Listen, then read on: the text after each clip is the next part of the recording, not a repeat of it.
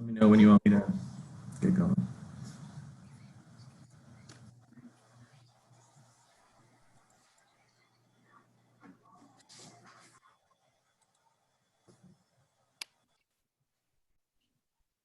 Good morning, everyone. Morning. I'm going to get started in a couple minutes. Just make sure that you're all muted.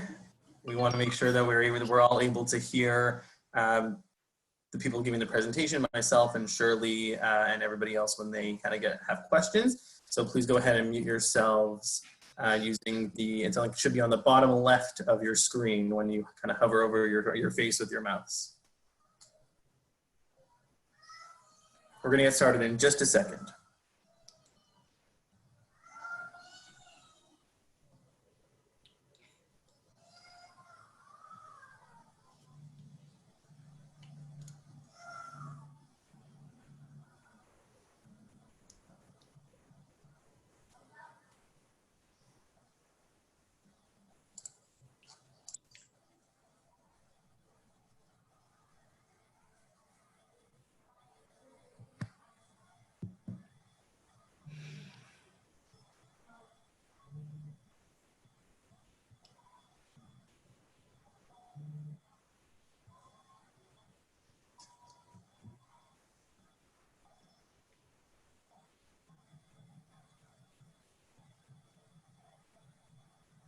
All right, we're going to get started. So good morning, everybody. First and foremost, I hope everyone is doing well and staying safe and healthy. My name is Michael Obrand. I'm on the campaign team of the Jewish Federation.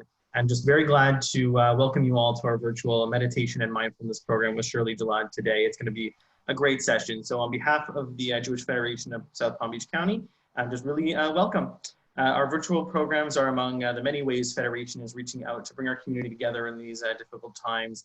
These interesting times, and as we work to meet our critical needs for our people here in Israel and beyond. I know that some of you are involved with our federation while others are less familiar.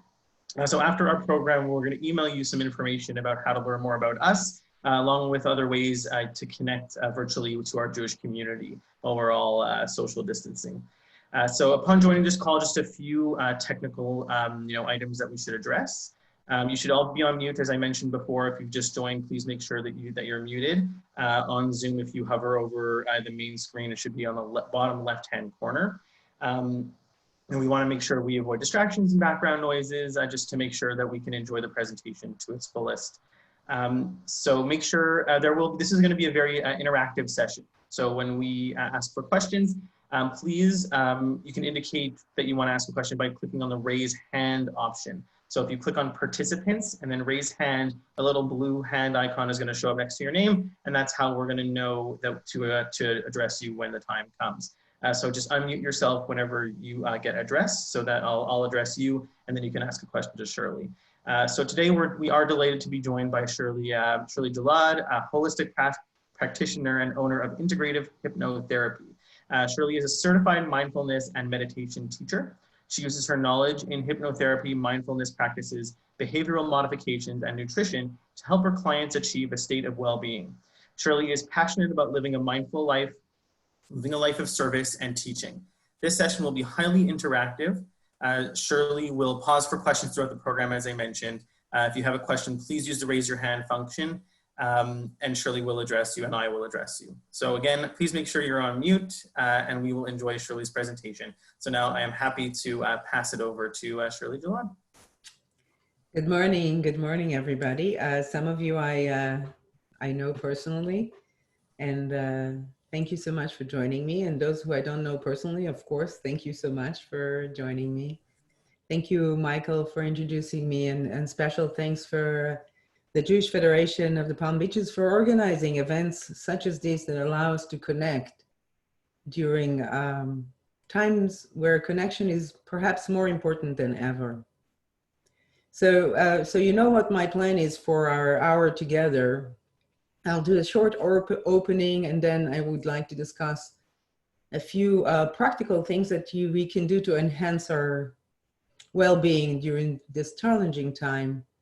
We'll have a little bit of time for questions, and then I'd like to practice with you a mindfulness tool I created called Debrief Protocol, and it's called brief because it's short, it's to the point, and it allows you to go through your day managing your state of mind better.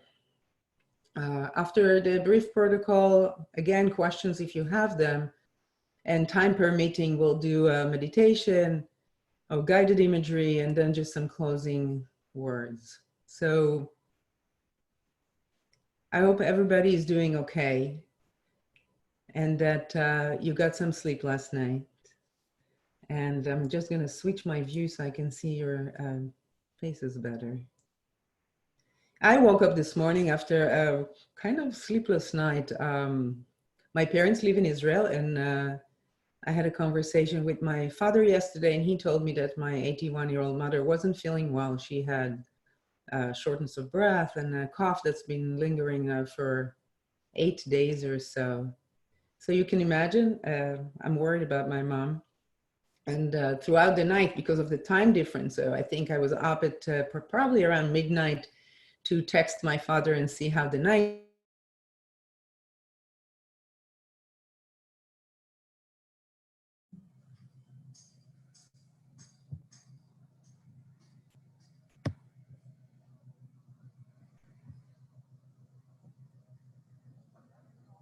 We can't hear you. You can't Shirley, hear. I think you muted yourself accidentally or something. So you can unmute yourself. I'm not muted. You can't hear me, Michael? Now we can. I hear you now, but we couldn't hear you when you started talking about your father in the middle of the night. So I'll tell you, can you hear me okay right now? Okay, I'm closer to the microphone and hopefully without any more technology glitches, but thank you for letting me know. So I was up in the night a few times, worried about my mom. And when I finally woke up this morning, the feeling was really of waking up into a dream. The sense that we're living in some kind of alternate reality, a reality that has taken over what used to be our normal life. You know, I hear people say that they feel like they're living in the twilight zone, and maybe you have sensed that as well in your own day-to-day.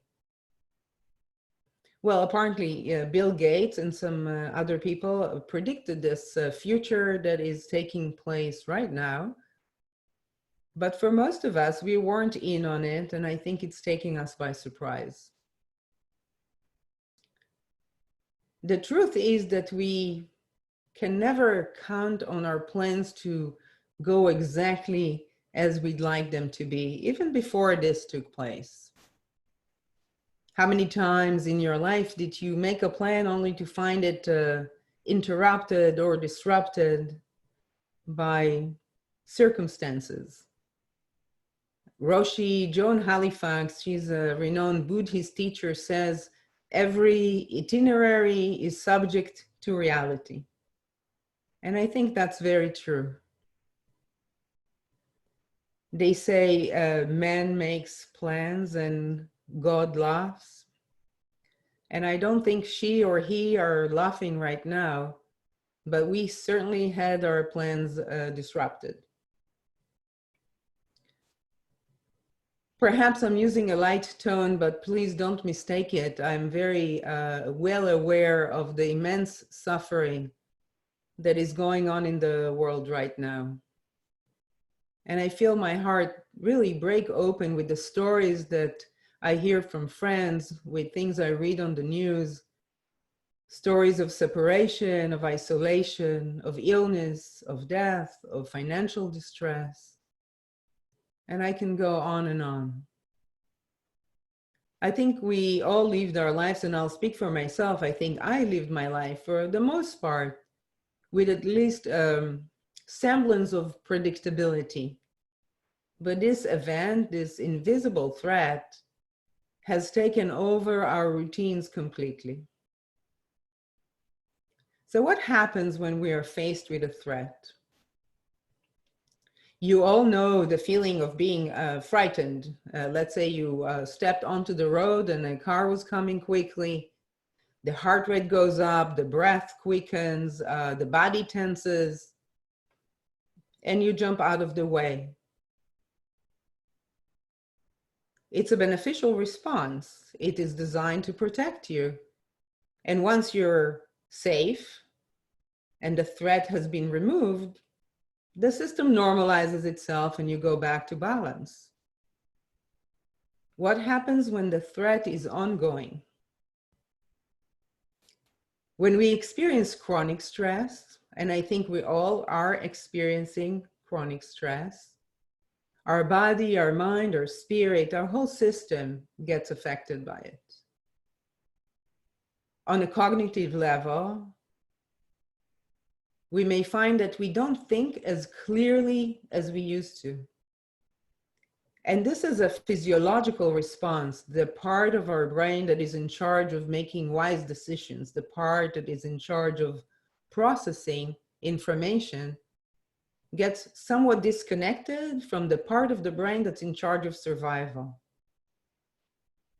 And so our decision-making ability is reduced just when we need it the most.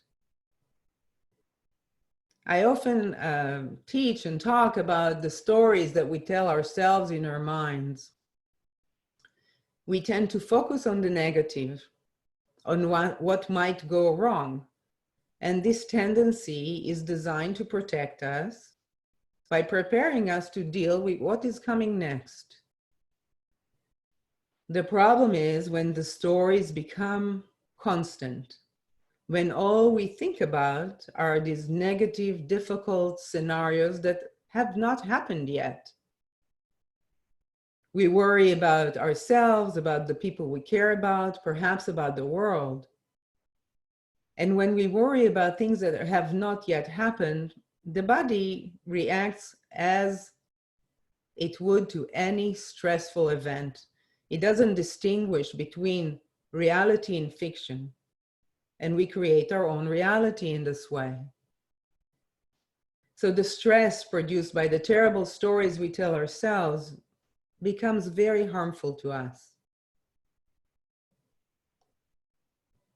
This disease, like many major viruses, SARS included, is viewed by prominent epidemiologists as a result of us humans infringing on the animal world.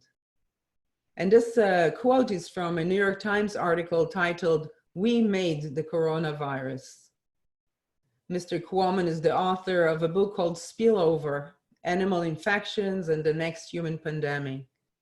And he's telling us, we invade tropical forests and wild landscapes, and these harbor many species of animals and plants. And within those creatures, many unknown viruses. So we cut the trees, we kill the animals, we cage them, we send them to the markets, we disrupt ecosystems, and we shake viruses loose from their natural hosts. When that happens, they need a new host. And often, we are it. But enough of the doomsday. Let's bring us back to here right now, and what can we do about it? I want to take a moment to highlight some things that are happening that are positive within this mayhem. There is an interesting phenomenon observed in many places around the world when animals are now returning to areas where they were not seen in years. In Israel, the wild goats are coming down from the mountains and are walking the boardwalk by the Red Sea. Dolphins are spotted in the canals of Venice, and gangs of wild turkey roam the Bay Area. So nature continues to do its thing while we are sequestered. It's also important to mention the beautiful things that are being done by humans. In many ways, people are coming together to help and support each other. People and organizations like Federation are finding a way to help their communities on small or large scale, from making masks to delivering food for the elderly, from making calls to synagogue and church members, to creating online programs such as this one that offers a way to stay connected and be supported. I want to share with you a personal story because I think it comes down to the personal stories. My friend Sarah Levine, who gave me permission to share this story, is currently in Israel taking care of her daughter who is going through chemotherapy treatments for her cancer. You can imagine the daughter is currently immune suppressed. They're very much sequestered in a small apartment in Tel Aviv. And the way things go in Tel Aviv right now, especially for people like them, is it's mostly deliveries. And the protocol is somebody knocks on the door and they walk away. You open the door, you get your package, you get the idea. And so there's a knock on the door, and she did order some things, I think, from the butcher. So she opens the door and there's a package on the floor, and she looks at the package, but it says the name Noah, and Noah is a neighbor in that same floor. There are 3 apartments on their floor, one theirs and 2 other apartments, each housing a young woman. So she figured it's a mistake.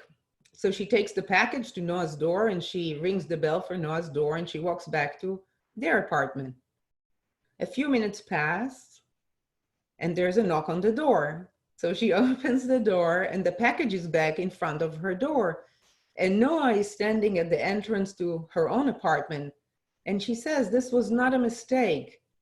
Myself and the other woman who lives on the floor, we wanted to make sure that you feel loved during this holiday time. And we've put together a package for you for the holidays. And this is our gift to you. And I get teary just telling the story because they don't know them at all. These are strangers living in the same building. They just moved into the building.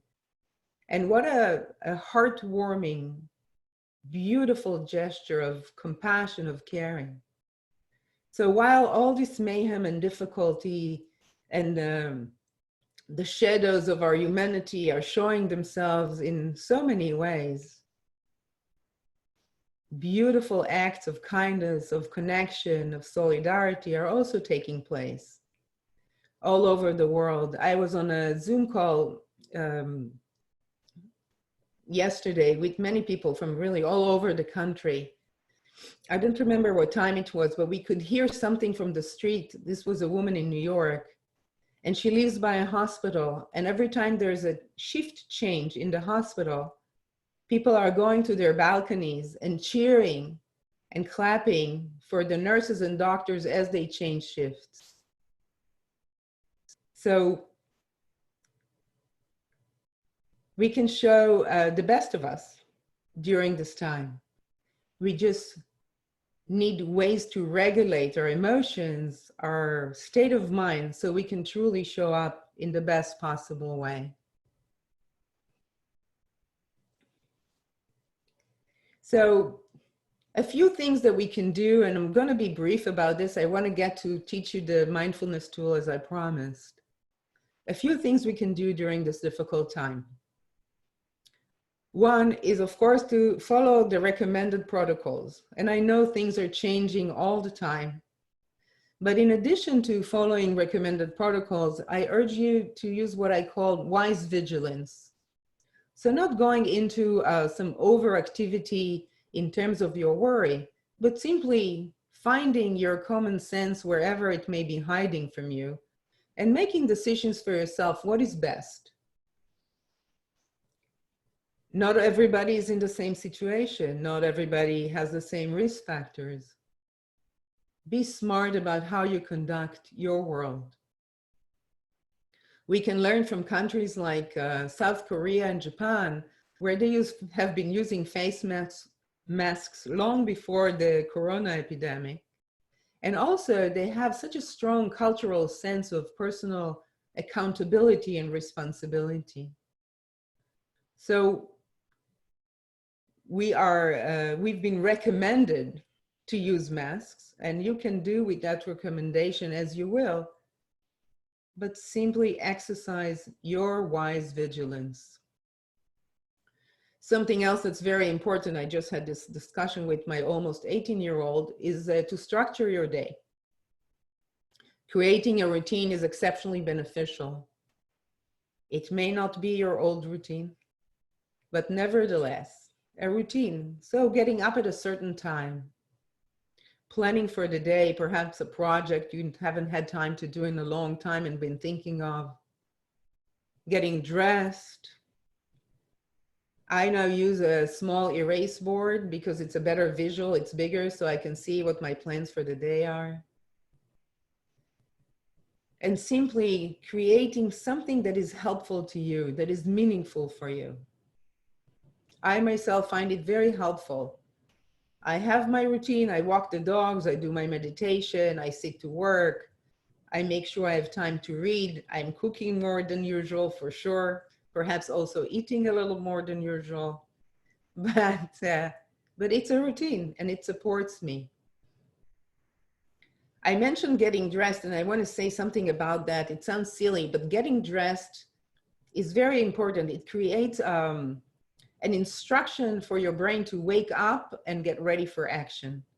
We're habitual creatures, and getting dressed tells us something is coming, and it helps being motivated for whatever it is you plan for your day.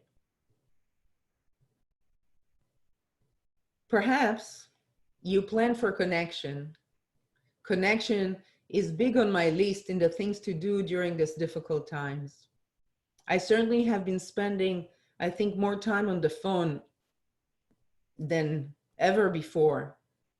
Calling people, checking in with friends, checking on my parents, calling people I haven't spoken with in a while, knowing it is very important for everybody to feel cared about during this time of isolation.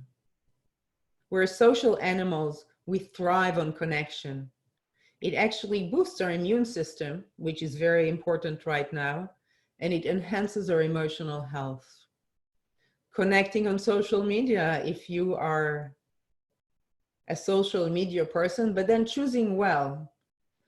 Connecting with the news only in a limited way, so it's not becoming a story that overtakes your whole day. There's no need for 3 TVs to be open, one on CNN, one on Fox, and one on ABC throughout the day in your house. It doesn't benefit you. So connecting in a positive, supportive way, checking in. Another way of connection is your connection with yourself. And this is really what we'll practice when we do the Debrief Protocol. More important, perhaps, than anything is as we connect, to connect with kindness and compassion. Perhaps you find it in yourself. I know it for myself. I am less patient, more irritable. There is something that happens with this survival mode, with being hijacked into perhaps a perception that if someone or something is not helping me, it's actually against me. Maybe you can recognize it in yourself. So noticing that and acknowledging that it's simply a sign of the ongoing stress. We're all more on edge than usual. But we are all in it together. These are conversations ongoing in my house with my 18-year-old, who's usually so sweet and mild-mannered. And some other things are popping up right now. We're seeing his teenagery showing itself. I think it's an incredible time to practice the 5 gateways of speech. If you're not familiar with that practice, I'll highlight it for you. These are the 5 gateways. You ask yourself before you speak, is it true? Is it kind? Is it beneficial? Is it necessary? Is it the right time? When you guide your communication coming from these 5 tenets of speech, you can see how it becomes more loving, more beneficial. I think we should communicate in this way every day, but certainly when times are difficult and everyone is challenged. Movement is critical, essential to our well-being. It influences our mood, our physical health, allows us to sleep better. If you can go outside, do that. If you are confined to a building, an apartment, perhaps using the stairs. And if you're limited in your physical abilities, even just getting up every hour and just a few steps around the house is better than sitting all day. What we eat is next on my list. And I know it may seem that we need to compensate for all this difficulty by eating things that we would normally perhaps not choose to eat or allow ourselves to eat. But eating processed foods and foods high in sugar or any other junk food during this time actually creates even more stress on your system. It reduces your immune system abilities to respond. It influences your sleep. Nutrition is medicine. Eating clean, lots of fruits and vegetables. If you're a stress eater, if you can stress eat on nuts and fruit and maybe some dark chocolate, be kind to yourself. Be kind to your body, be kind to your mind. Because all of these things would lead you to sleeping better, and sleeping better affects your mood, your immunity. Maybe you can let go of caffeine for about 3 hours before bedtime, no drinking for 3 or 4 hours, limiting blue screens as much as it's hard, and I know it is difficult, it's challenging.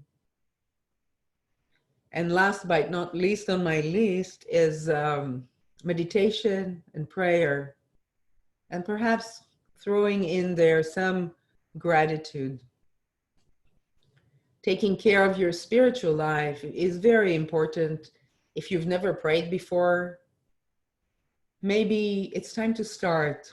It doesn't need to be an official prayer if that's not your theological practice. But even sitting for a moment and wishing well for yourself and for others is a form of prayer. Adding a gratitude practice, a list of the things you are grateful for, and going over it briefly, morning and night, is very beneficial. It reminds you of the light within these dark times. And the research tells us that practicing gratitude is exceptionally beneficial, again, for every aspect of our lives. Meditation is simply a time for reflection and relaxation. We know from cognitive studies how meditation increases that connection we spoke about, the connection between the part of the brain that exercises wise choices, allowing it to take over the part that takes you into survival and fear. Even 10 minutes a few times a day. There's so many apps, so many free resources for meditation. And many of us have time now. And many of us have a hard time knowing what to do with our time, with our free time, with our downtime, with being confined. So making the best of this time with gratitude, with meditation, and with prayer.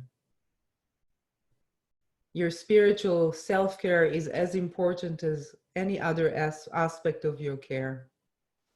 So, as I said, I went briefly. What did we mention? We said following guidelines, using common sense, structuring your day, getting dressed so you know and motivated, making sure you're connected,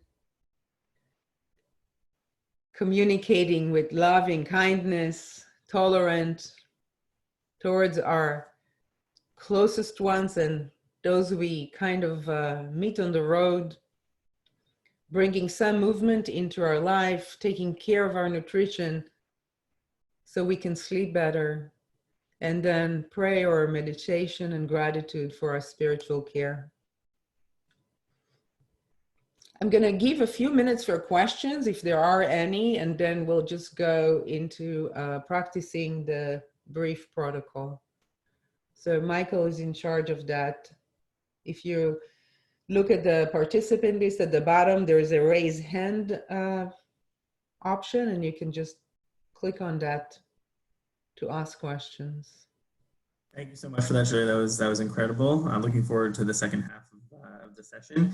So if anybody does have a question, you can click on the participants button, and then on the bottom left of that tab, there'll be a raise hand option. It's a little blue hand. Looks like it's giving you a high five. Do click on that if you have any questions. If not, we will continue on.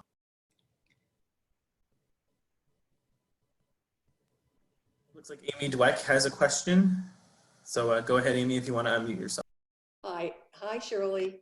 Hi, Amy. Hi, this isn't a question. I just want to say, just seeing you and hearing you makes me feel calmer. Thank you for, it does. It just, you always have this effect on me. And I just wanted to say hi. And also I want to send my love and prayers to your mom and to your dad, and just let you know I'm thinking about you. So that's it. Just thank you for being with us today. Thank you. Thank you, Amy. You're welcome. All right, anybody else have any questions? Please go ahead and click the raise hand option. If not, Shirley will go ahead. We'll continue. Okay. So the brief protocol. The brief protocol, I named the protocol brief because that's really the idea, right? That quickly, brief action takes you into a different state of mind. I want to talk briefly about the neuroscience that supports this mindfulness tool. And we already mentioned how the part of the brain that is in charge of survival takes over, right? And we also said how we are wired to go into negative thinking, negative stories. This is in our DNA. It's part of our evolution. It's truly designed as a protective mechanism. But what I didn't say is how incredibly flexible our brains are. Our minds are incredible tools when we know how to harness our minds to work for us. And when we do that, we can literally rewire our own brain. Neurologists say neurologists say that neurons that fire together, wire together. And when we think negative thoughts again and again and go to the scary stories that are at this point still fiction, they're fake news that haven't yet happened, this is what gets wired. This is what gets stronger. But if we send our minds somewhere else, if we mindfully choose the feelings, the thoughts that come up in our mind, we can rewire our own brain. So we will go into that positive state of being instead. The research tells us that mindfulness greatly improves cognitive control.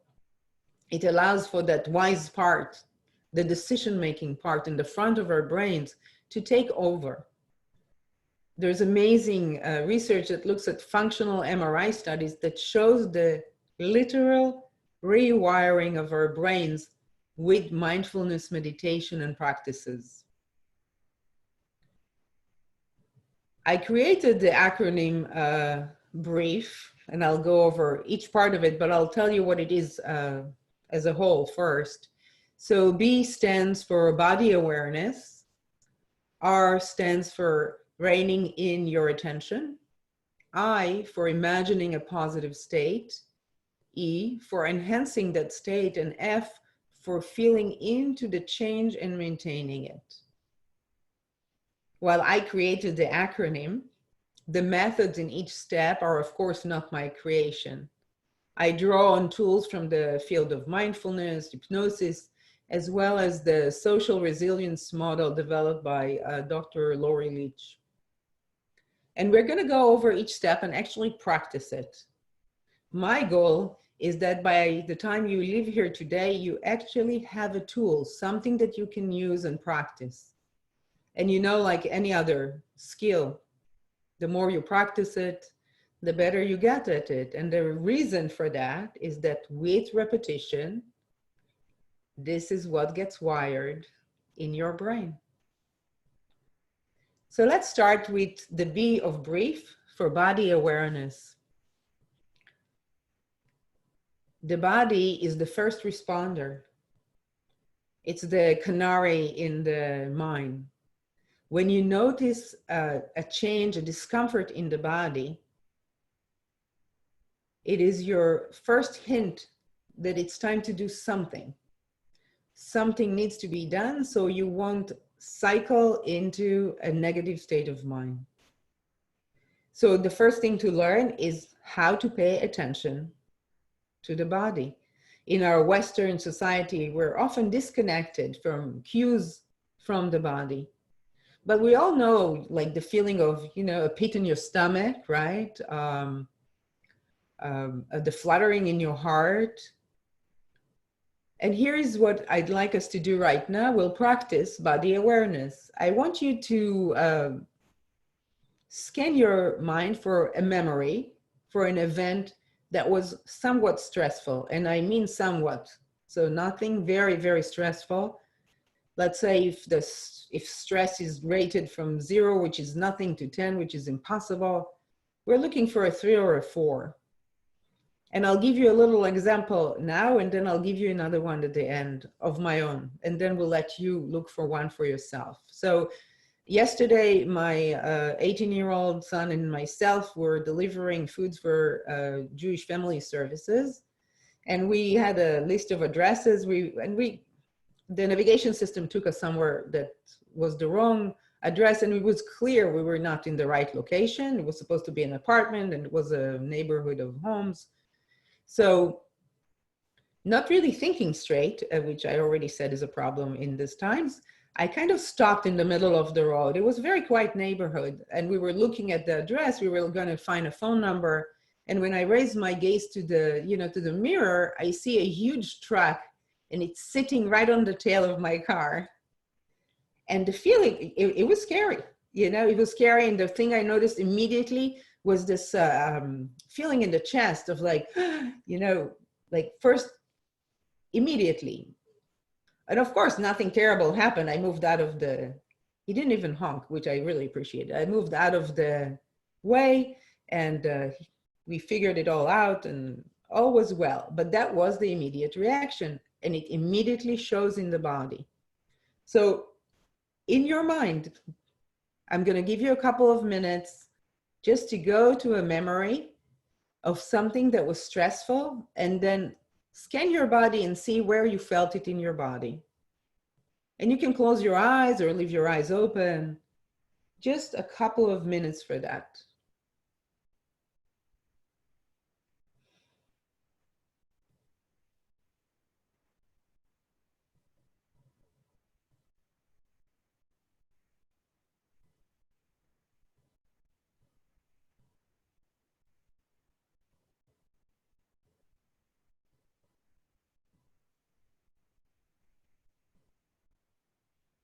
And perhaps you notice something, and perhaps you notice nothing, which happens because it's a skill like any other skill that needs developing.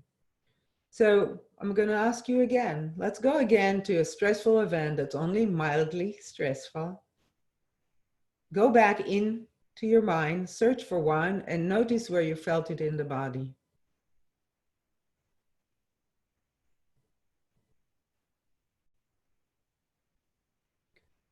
And this could be like a general tension, right? Very often we tense our shoulders. You know, where we are often holding tension is in the jaws. If you notice yourself as you go through your day, right? I see Barbara nodding in agreement. If you notice, you know, people grind, but even without grinding, the jaws are a big area of tension. So simply noticing that as a cue for something coming up that is difficult. And I'll give you another example of from my own life. A few months ago, I was on a phone call with a friend. We were coordinating a visit to a dear friend that was doing hospice at home. at the time. He's been sick for months at that point. And we were just figuring out a time to go together and visit. And we figured it out and we were going to text his wife. And then 10 minutes later, my friend calls me again and she says, Shirley, he passed an hour ago. And you know, the sinking feeling, I feel it now. I'm saying it and I can feel the sinking feeling, the pit of my stomach. And I knew this was coming and it's probably for the best and all of that. But the grief shows itself in the body. So I hope you connected with a sensation in the body that allows you to notice when things are becoming out of balance. And when you do, we go into the next step. We rein in the attention. Because what happens if we don't do that is stories start coming up.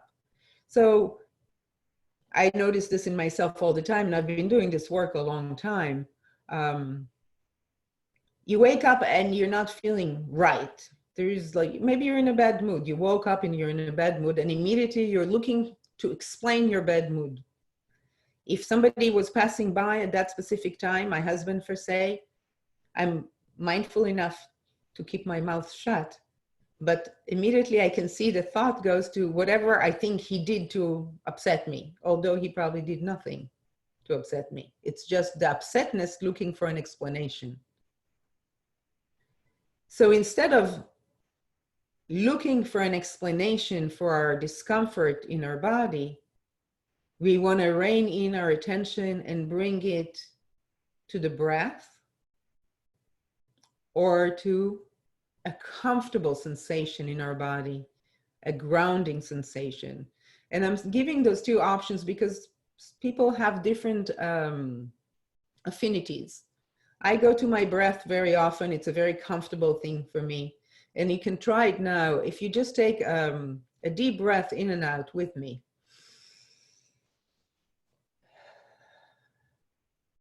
Unless you have some breathing difficulty, this is a calming action. Even more calming is if you do this to the count of 4. If you count 4 in and 4 out, breathing in for 4 and breathing out for 4 is very soothing. It lets the parasympathetic nervous system take action into calming us. Another option is, as you are, wherever you are, noticing where your body connects with the surface on which you are sitting on. Maybe your feet on the floor, maybe your pelvis on the chair. Bringing the attention there has a very nice grounding effect. So we noticed in the body a discomfort, or if you missed your body and you feel just emotional, you can still go to the breath and go to grounding. When we take the attention to our breath, to our body connected with the surface, to our feet on the floor, it gives us a pause and the ability to go into the next step. And the next step is to imagine a positive state of mind or a positive scene. And this can be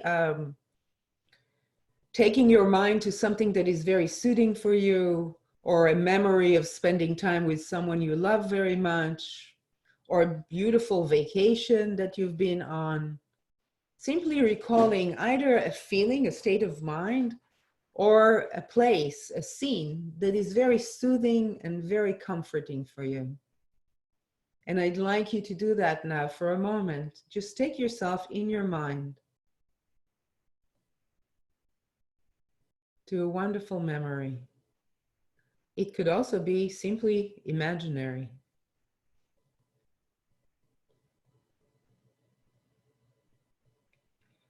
And once you find yourself there, we move into the E of brief.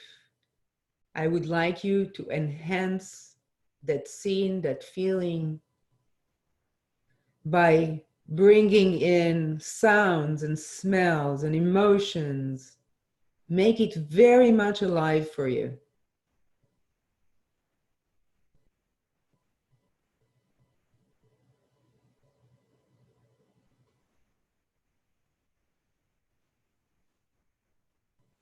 And when it's alive and wonderful and it feels great, move into the F of brief and feel the change that it brings into your body and your mind. The body more comfortable, the breath perhaps more easy, the mind in a positive state.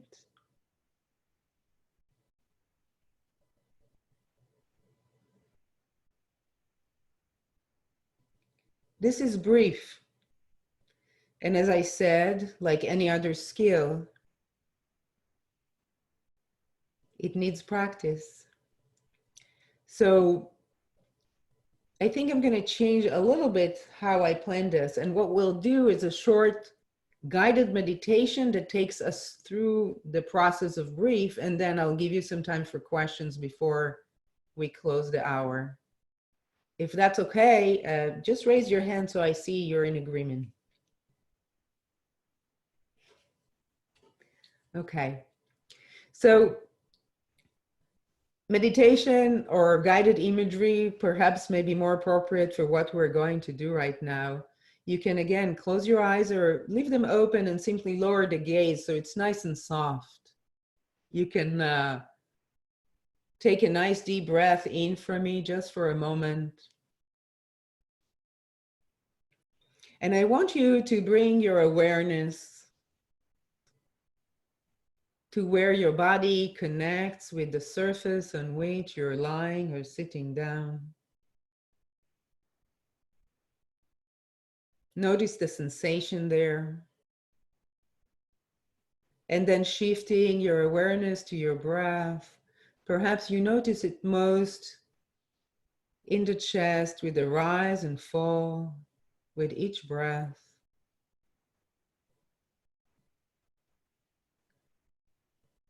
Let's scan the body, beginning with the feet, and wherever the attention awareness rests, inviting comfort and relaxation. Let relaxation like a wave move upwards in the body. The ankles releasing, the lower legs relaxing, even the knees, the back of the knees, loosening and softening. The upper legs, the back of the thighs, releasing. As relaxation engulfs the pelvis area, inviting even more relaxation. The abdomen, the lower back, softening. The chest and upper back. Each in-breath brings in even more relaxation. Each out-breath sends relaxation throughout your body and your mind. Allowing the shoulders to release, the arms to relax, the neck and throat softening, the face muscles releasing even more, the jaws loosening, inviting a gentle parting of the lips. As relaxation engulfs your body, let your mind drift to a time in your life, to a scene where you felt so happy, healthy, and comfortable. Take a moment and bring that scene into your life right now, making it alive in the brain, in the mind. And you can also simply imagine a place you always wanted to visit, spending time there, happy, healthy. Enhance these feelings by bringing even more detail into the picture in your mind. Smells, sounds, conversations. Take a moment as I grow silent for just a minute, allowing you some time.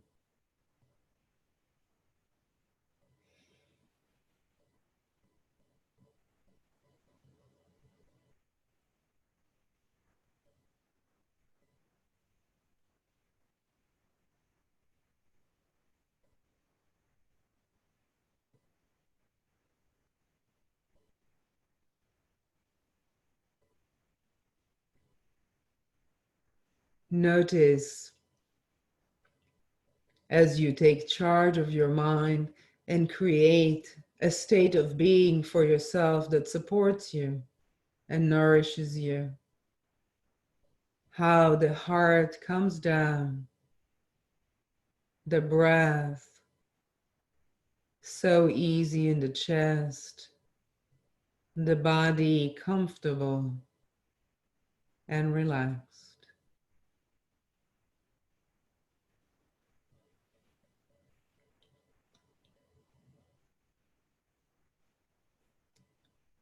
Can you see yourself returning here whenever you need it? Your own personal sanctuary. Can you make a promise as you connect body, mind, and spirit to listen to the messages from your body and let the mind go to this beautiful space you have created within yourself?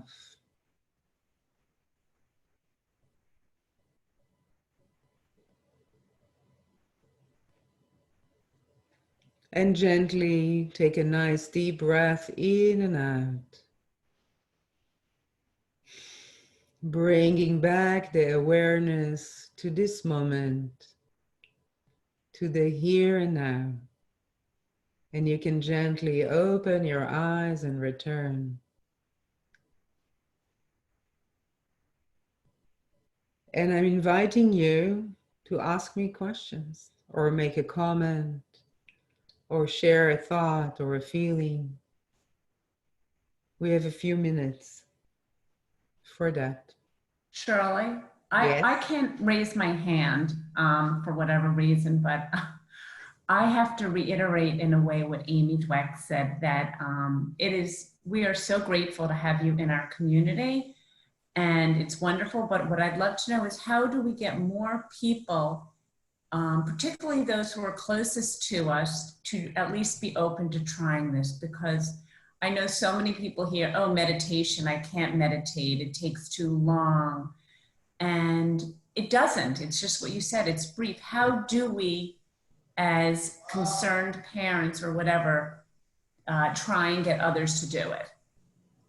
And once again, thank you so much.